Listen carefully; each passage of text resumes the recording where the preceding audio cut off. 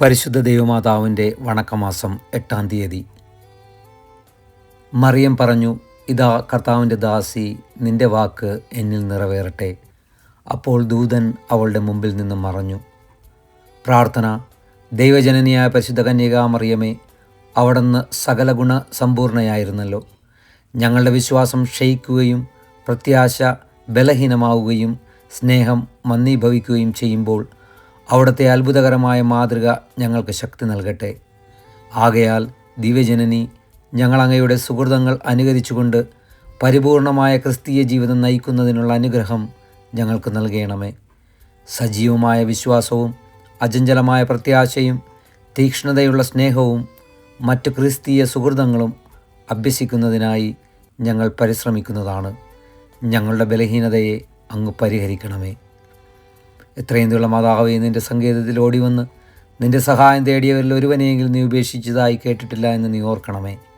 കന്യയുള്ള രാജ്ഞിയായ കന്യകാ മറിയമേ, ദൈവമുള്ള മാതാവേ, വിശ്വാസത്തിൽ ധൈര്യപ്പെട്ട് നിൻ്റെ തൃപ്പാദങ്ങൾ ഞങ്ങൾ അണയുന്നു.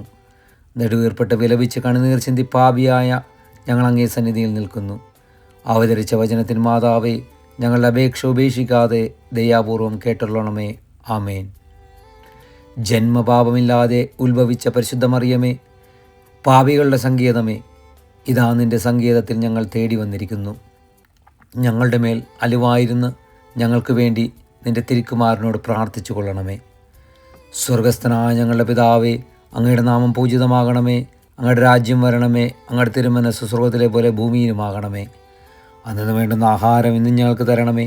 ഞങ്ങളോട് തെറ്റ് ചെയ്യുന്നവരോട് ഞങ്ങൾ ക്ഷമിക്കുന്നത് പോലെ ഞങ്ങളുടെ തെറ്റുകൾ ഞങ്ങളോട് ക്ഷമിക്കണമേ. ഞങ്ങളെ പ്രലോഭനത്തിൽ ഉൾപ്പെടുത്തരുതേ, തിന്മയിൽ നിന്ന് ഞങ്ങളെ രക്ഷിച്ചു കൊള്ളണമേ.